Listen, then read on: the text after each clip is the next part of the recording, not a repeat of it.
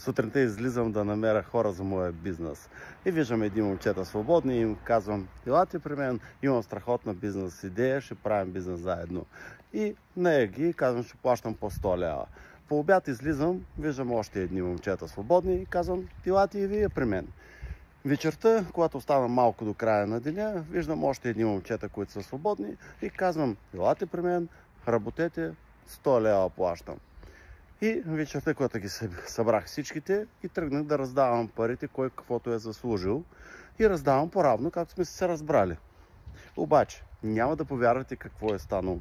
Започна едно: ама защо? Защо на мен толкова? На ония пак същото. Аз работих тук цял ден, даваш на него еднакво и така нататък, и така нататък. И след това ми светна лампичка, че тези хора не са дошли за работа. Не са дошли за бизнес, идея, развитие. Моля ти се, дойдоха само за парите. И в крайна сметка загубиха и парите, и работа. Истината е проста. Тази история е от преди 2000 години. Но, повярвайте ми, колко е актуална и днес. Хубав ден на всички!